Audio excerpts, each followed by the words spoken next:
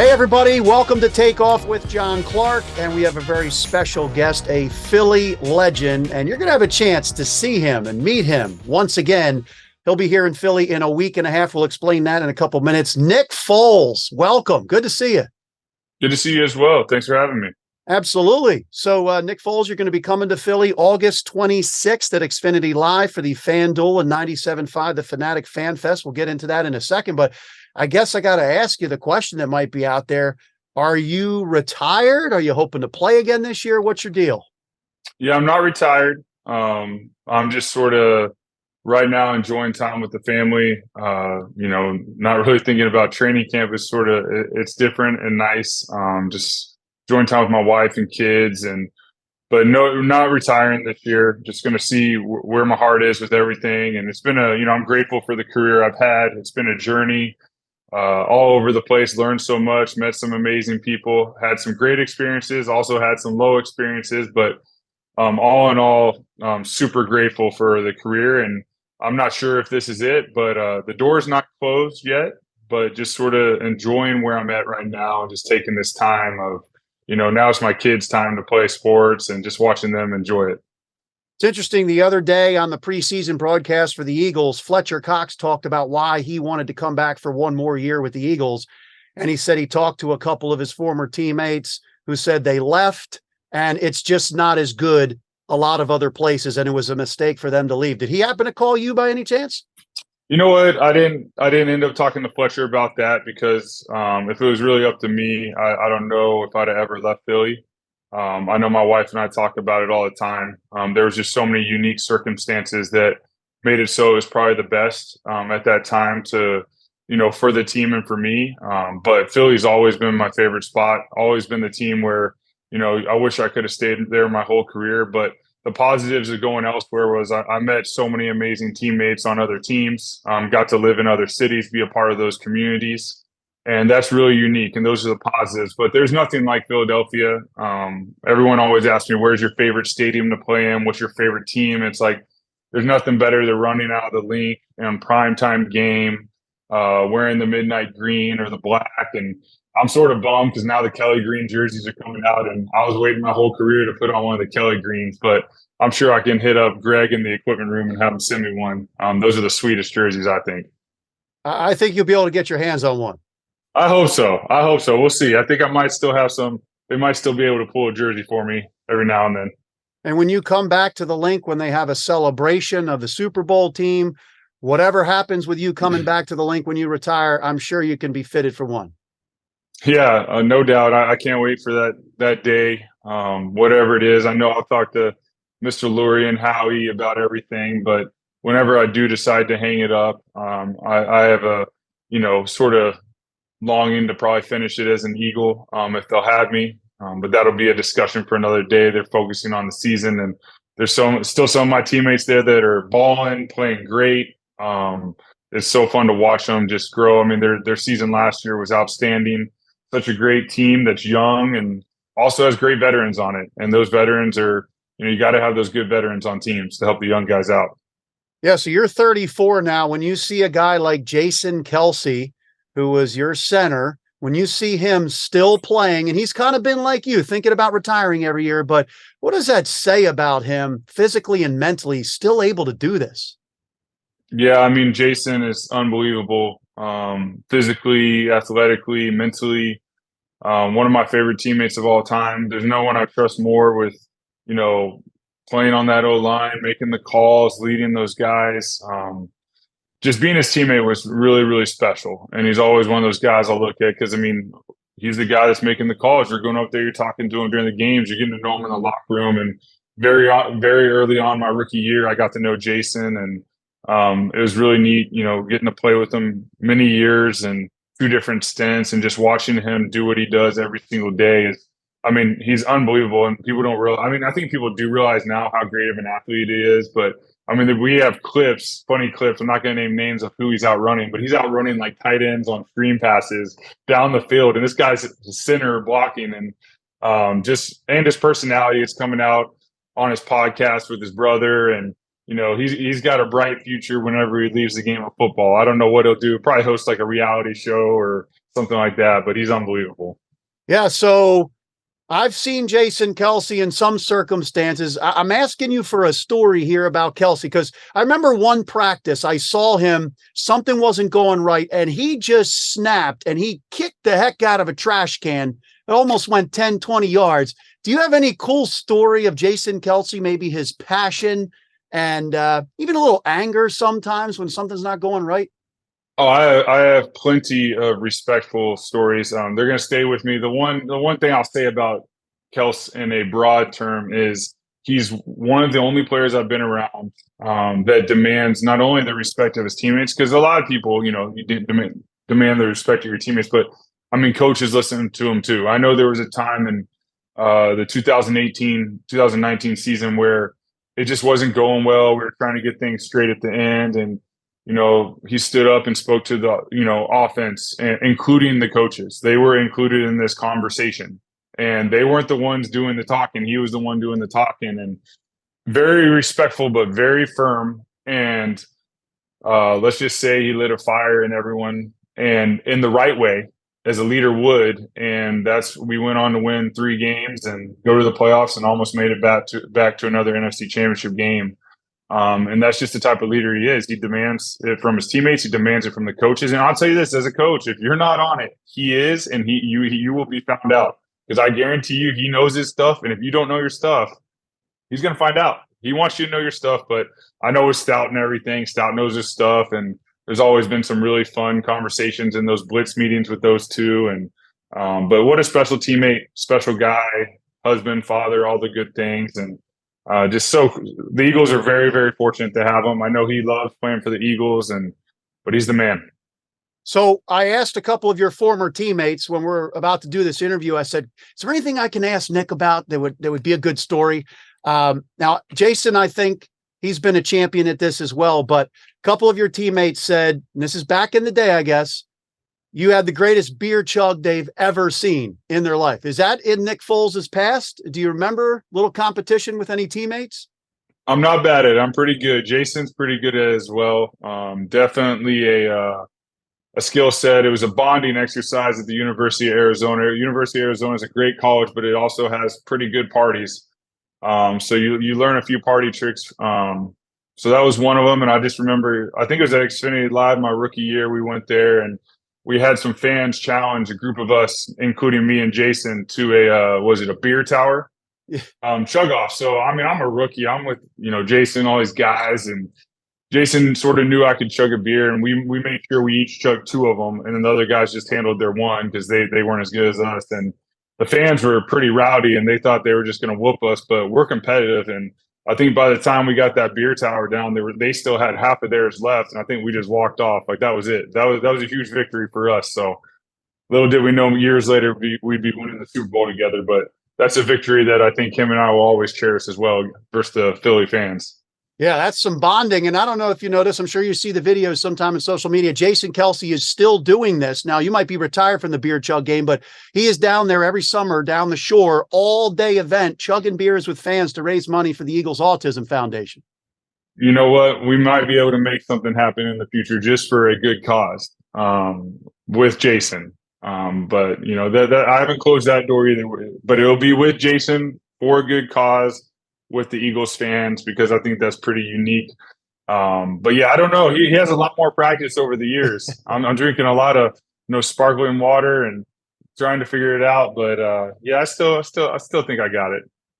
I like this. This could be the war to settle the score with you and Jason Kelce. That would raise a lot of money for the Eagles Autism Foundation. We've got it on tape now, so we're going to try to get this going. Yeah. There you go. We can make it happen, and I think Jason will prove it, and it'll be fun. Maybe him and I team up against some fans or something. We'll make it a little, Eagles football versus Eagles fans, and see if we can recreate that experience. Amazing. And fans are going to be able to come see it. The FanDuel and 97.5, the Fanatic FanFest in Philly, August 26th at Xfinity Live.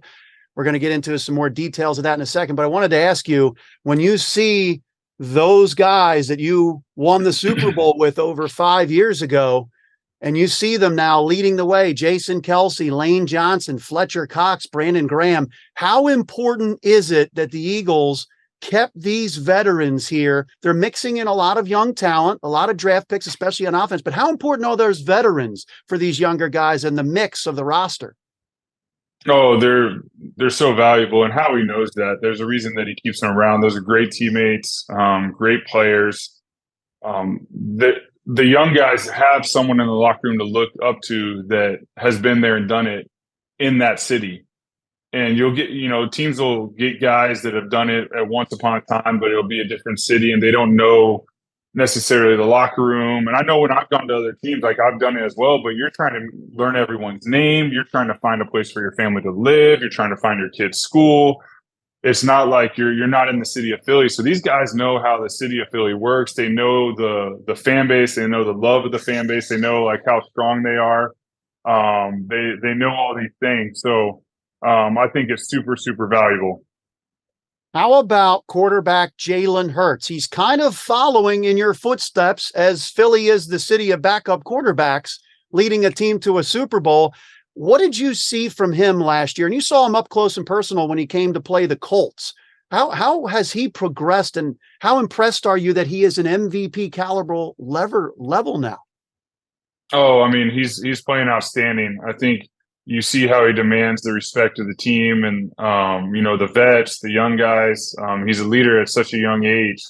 But he did that throughout college. I think if you asked him, his trials throughout college at Alabama and going to OU helped him in the situation he's in now, where he is the franchise. He is not a backup quarterback. He is the franchise quarterback. He's the guy that they're going to lean on. He's the guy that's going to lead the city, the team.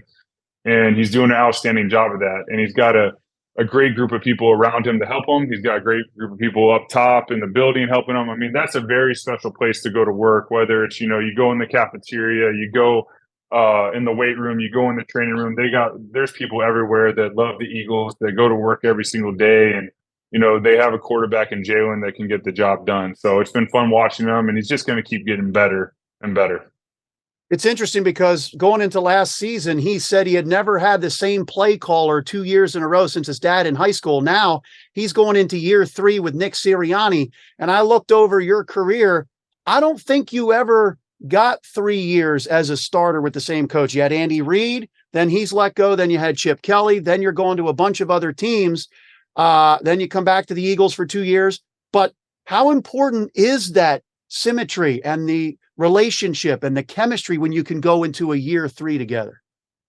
Oh, it's huge. I think it's hard in the NFL. I mean, when teams have success, these coaches that are position coaches or offensive and defensive coordinators have dreams as well. And then they get presented with opportunities because the teams have been successful, and, they should go pursue their opportunities to lead a franchise. But when you have success, you end up losing the coaches on every single level of football.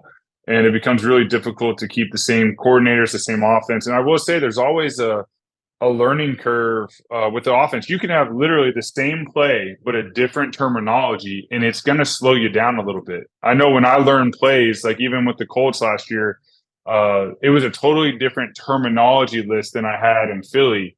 So it was so confusing when I call plays and I'd be like, oh, that's what that play is. Okay.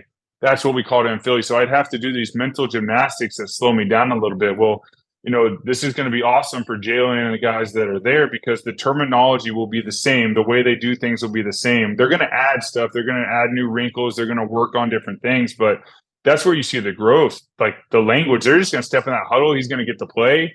He's not even going to think about it. He's going to call it. All they're focused on is just going out and executing.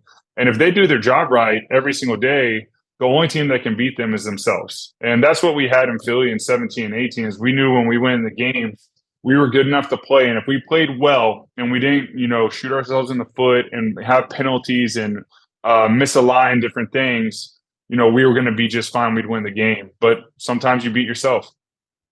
When you see Jalen Hurts, you talked about the leadership. Michael Vick, Donovan McNabb, they kind of recently over the last year said they wish they could have had that poise, that maturity, that focus, that leadership at such a young age. Is that something that's pretty rare in the NFL when you see he just turned 25 and you've got guys like DeAndre Swift just came here. He's quoting Jalen Hurts, keep the main thing the main thing. It's pretty amazing. Yeah, I think it's just, his leadership at a young age, it's just going to keep getting better and better.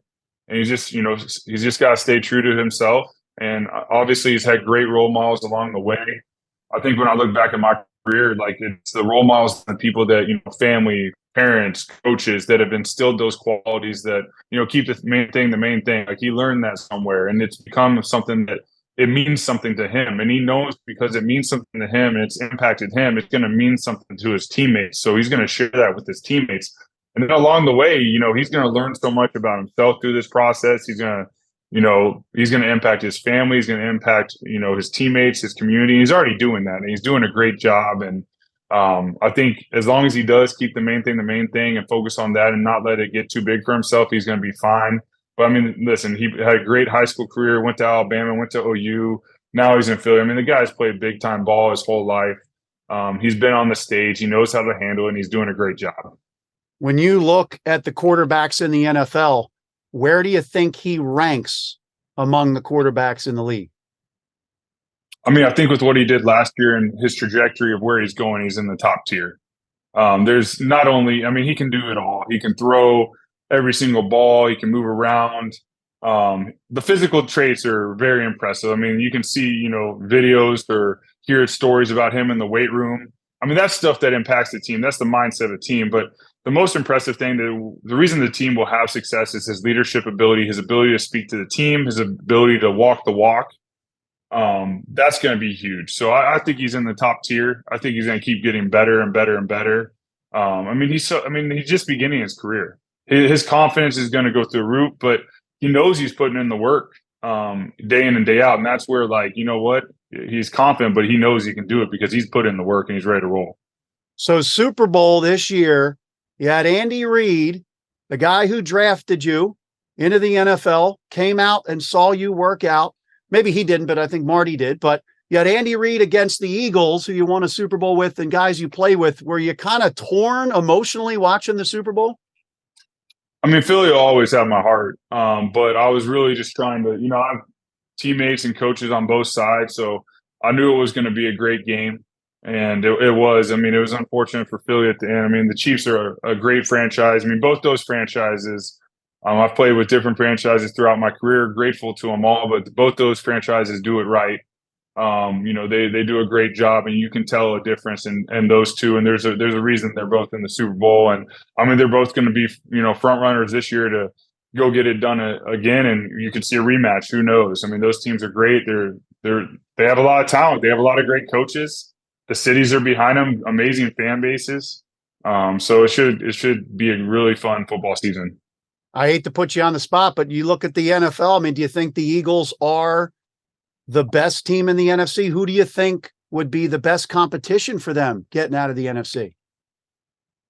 Yeah, I mean, I'd have to do more studying on who's done what. I've gotten away from it a little bit, to be honest with you. But I think anytime you win the NFC Championship game, I mean, you're the team that people are going to be gunning for.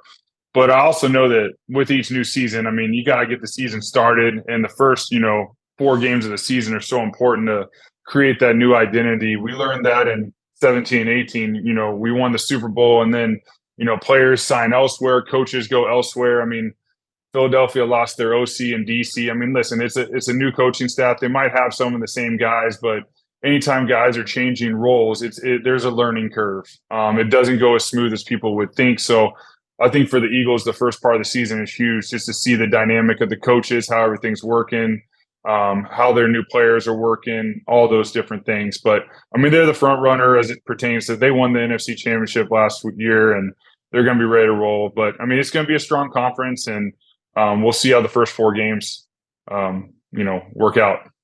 Nick, you've got great experience at this, where you won a Super Bowl, and you guys as a team coming back in 2018, you had different challenges pop up. Now, I don't know what's harder, coming back after winning a Super Bowl or coming back after losing a Super Bowl. Because when you climb that mountain, the long journey, and you lose the Super Bowl, you're like, man, we have to do all of that again. What are the challenges you think that they face from your experience? I think there's going to be a hunger inside them. That they went all the way. They know they can win that game. They know they can beat the Chiefs. A play here, play there, a game goes differently.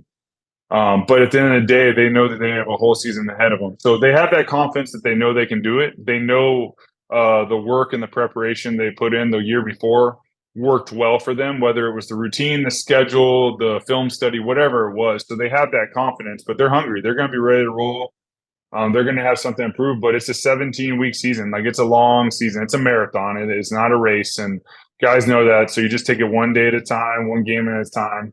But I think when you win a Super Bowl, I mean, the Chiefs are a very exceptional team with, Andy's not going to let them get too high, too low. I mean, he does an amazing job of that, and it starts with him. I mean, I've been in games where we played awful and he kept everyone confident, and I played in games where we played amazing. He's excited and he does his stuff at the end, but then it's right back to work. And that's why that franchise is so good. I know they have, Pat and Travis and all these different things, but I mean, Andy's very good at keeping guys just focused. And so, I mean, they're gonna be ready to roll. And the Chiefs are probably one of the better teams at winning a Super Bowl and being ready to go. I think it's easy. Human nature, complacency sets in, and you think you want it, and it's just going to happen again. It's like, no, there's a lot of people out there that are very talented. There's a lot of great coaches that are working very hard to get their players ready to go into this season. So it's a hard NFL season. It's a long season with a lot of talent. So it'll be an exciting one. Both those teams are going to have, bullseyes on them, and they're going to get everyone's best every single week. No one's going to take a week off versus the Eagles or versus the Chiefs. So this past year you were with Indianapolis, and Frank Reich was let go, your guy. And then Nick Sirianni, who, worked under Frank, he comes back in the Indianapolis in that game. I'm sure you saw the video where he told the Indianapolis crowd after the Eagles won that game, "This is for Frank." And he got some retribution, a little revenge. Did you ever talk to Nick about that? And what did you think of Nick kind of having Frank's back there, coming back there to Indy? Yeah, I actually don't really know Nick at all. I'm sure at some point I'll meet him in Philadelphia. Just heard stories about him in Indy. Obviously, him and Frank are very close, and Frank was the reason I went to Indianapolis, was to go play for him and help him and be with the guys. And I think that was a unique opportunity. It was sad how everything happened, and I think anytime you have a coach that has another coach's back, or a player has a player's back, or whatever it may be in this league, you enjoy that, you respect that, because it's a difficult league. That was a difficult year last year. I know Matt Ryan made a statement recently about the year and the way it went, and I hated it for Matt because Matt's an outstanding teammate and player.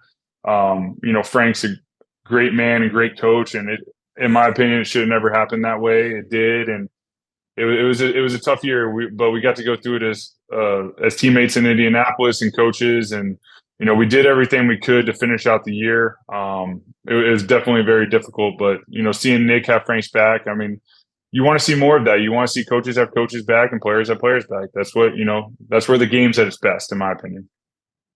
Well, you're coming back to Philly in just over a week and a half. August 26th, Xfinity Live, FanDuel, and 97.5 The Fanatic, the big FanFest. You got Brian Dawkins there, Darren Sproles, Scott Hartnell, Lou Williams, and of course, Nick Foles. You also have Fall Out Boy and some musical acts. Why did you agree to do this, and how special will it be to come back to Philly and have that experience with all these Eagles fans here? Yeah, I think just especially during this time where you're sort of trying to just figure out life in the sense of apart from football, and if this is where your heart is with football. And I know I've gone through this throughout my career, and it's always been sort of a hard thing. The opportunity was presented to myself to go back to Philly. I had to think about it for a little bit just because you're in a unique situation. I mean, Philly's an emotional city for me. Going back there is emotional, but the opportunity to go be with the fans, be with some former teammates, some former people that I really love and respect is so unique. I think it'll be fun to be there. I'm excited to be there.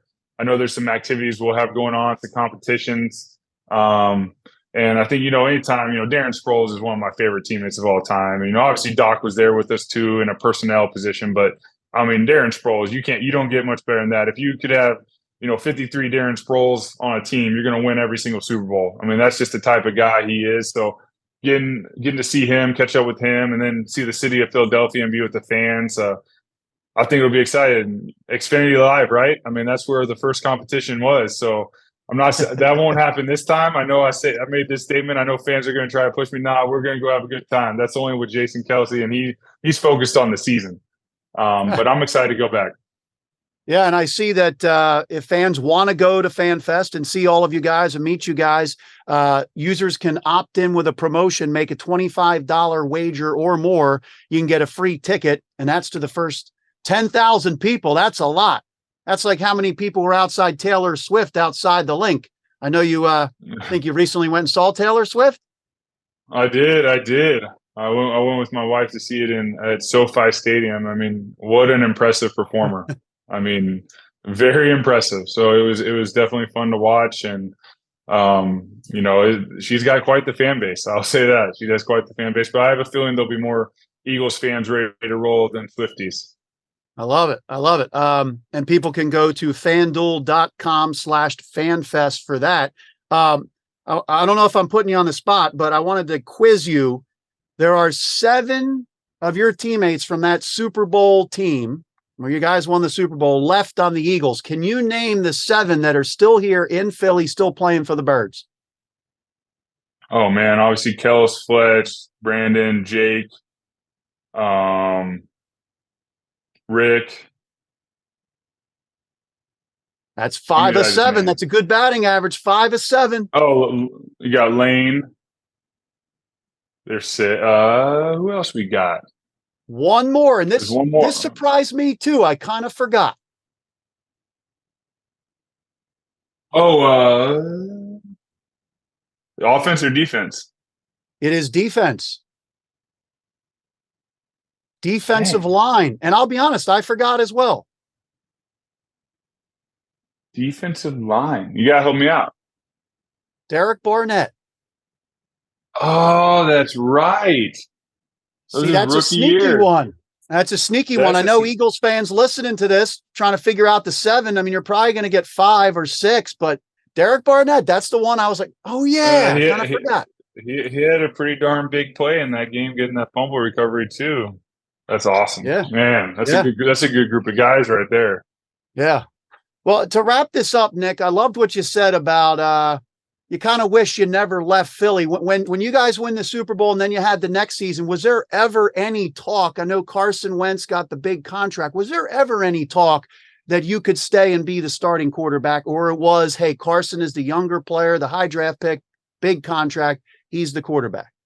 I mean, Carson was the quarterback. I mean, he was the guy they drafted, the guy that, had an MVP caliber year and, unfortunately got injured again and was going through injuries. But there was never any, I think hindsight, you could say, looking back, but no, there was never really any talks. And, it made sense. I mean, Carson, young, playing well, MVP caliber year, just got to get his injuries right. And then, he had a good year the next year. And then, they paid him to be the franchise quarterback. And it's just unfortunate. Sometimes it doesn't go how we think it. And, I know Carson, I still, to this day, think he's a great player. I was with him and saw the things he can do throwing and everything. I know he's still out there working hard, and I hope the best for him. I hope he, can. I know he's had opportunities since, but I know he can throw it and play if that's what he wants to do. I know he's probably just waiting for the perfect opportunity, but there was no talks like that. And the Eagles made the decision they did, and we love Philly. My wife and I and kids, we love Philly, and we'll always go back, and it'll always be special to us. And I think Philly fans really know that. I know the people at the facility know that. And you know what? We were fortunate to be a part of the Super Bowl team, a great group of guys, men and women. Obviously there's also women that work at the facility, so I got to include every single person that helped bring that Super Bowl to the city, and that's something we can always cherish. When you look back now with a little hindsight, is that the best Super Bowl ever played? I mean, you guys outdueled the GOAT coach, the GOAT quarterback, 41-33. I mean, what an incredible Super Bowl. Do you think it's the best one ever played? I think it's one of the top ones. I mean, there's so many great ones and so many great teams. I think the storyline and the way things went and how it was an offensive explosion when it was supposed to be a defensive battle and just how the game went, I think you could argue is one of the more exciting for the fans to watch because there was fireworks everywhere. There was drama everywhere. There was so many things going on. And but there's so many great Super Bowls and so many great memories within the NFL. That's why it's, one of the most popular sports in the world, most popular sports in the United States. And It's because people love it, and there's so many great games. And this season coming up, there's going to be a lot more great ones. I know everyone's excited, and I'm excited that we sort of get to start it out at FanDuel with everyone and have a good time with the fans. And just I'm excited to be with the craziness of the Philly fans a little bit more. All right. Well, I think when people hear this, they will bring a Kelly Green jersey for you, or a bunch of them, probably with your name on the back. So I think you'll be able to wear one at FanFest. Yeah, I'm gonna hit up the Eagles too. Maybe they can get me one. I'll put it on. That's the color right there. I'm pumped for it. Yeah, and you get to see him play in it this year against the Bills and the Dolphins. But thank you so much for the time, Nick. And I tell you, still to this day, I hear people talking about you helping to bring the first Super Bowl ever to the city. I took a drive over here to get to the Wells Fargo Center to do this interview. And of course, the statue, I think it's still up. It was up last year with you and Doug. And then, on the side of the link, we see your hands holding up the Lombardi Trophy. So you're a part of Philly history forever. You know what? It's a great honor. It's something that I still don't think, it just doesn't feel real. It's probably because I'm not there that often. But it honestly is a great honor of mine to just be a part of the history of Philadelphia, and grateful for all the people that brought me to Philly to be a part of the organization. And it'll be a place that taking my family there for the rest of our lives and visiting and just having so many memories will be so special. And I'm just super grateful for the city for just always embracing me and my family and my teammates. It's a special place to play, and it's not an easy place to play. It's a special place to play. So sometimes being special, it's very difficult, but super grateful for it. Well, I appreciate. Would you have time for one final question? What you got? All right. So recently, Trea Turner of the Phillies signed a big $300 million deal. He comes here. He's, one of the great baseball players in the game today, and he's really struggled for the first couple months or half of the season. And, there's probably a lot of pressure. He wants to live up to the contract. And then with the struggles, he hit rock bottom, made some bad defensive plays, but he comes home this past weekend or a week ago on the homestand, and the city of Philadelphia said, we're going to give this guy a standing ovation. He came up to the plate, he got a standing ovation, and then the next at bat gets a standing ovation. Now he's on a 10-game hitting streak. He's hitting over 400 RBI in every game almost. And it's just like it switched like that. And I remember Super Bowl year, you were struggling those last couple games going into the playoffs. And then you had one of the greatest NFC title games and Super Bowls ever in the history of the NFL. So how fickle can the confidence be, or the emotions, or the mental side of pro sports for an athlete? I mean, it's like anything. I think you ask yourself as a human, like if you're confident in your job and what you do, you're probably going to do it better. And sometimes when you switch teams or you get a big contract or there's something new, like you're thrust into the season at the end of the season, you're just trying to get acclimated. You're trying to find that rhythm. You're trying to go to your subconscious thought where you're not thinking. And I think as a player, when you're thinking, you're too slow. Like in the NFL or Major League Baseball, if you're having to think about what pitch you're seeing or what play call or whatever, you're already beat. You're already too slow. It's when all of a sudden the play call comes in and you just feel it. You just step up in the huddle, you call it, and you can see everything clearly. And sometimes you can't even explain how you made the throw or why you went there. Your body and your mind just are now connected, and you're like in the game. And for me, that was the second half of the Falcons game. I started just filling in, starting to find a rhythm, and that second half, that rhythm carried over to the Vikings game, which then carried over to the Super Bowl. And I think anytime you have a fan base behind you and cheer you, sometimes your mind's like, man, I got paid so much. In his situation, like I'm not, the pressure starts mounting. And probably when those fans cheered him on, I was like, you know what? Someone probably had a good conversation with him too. And like, listen, they paid you to do just what you do. You don't need to do more. You don't need to do less. Just do what you were doing when they paid you. That's what they paid for. They paid for that player.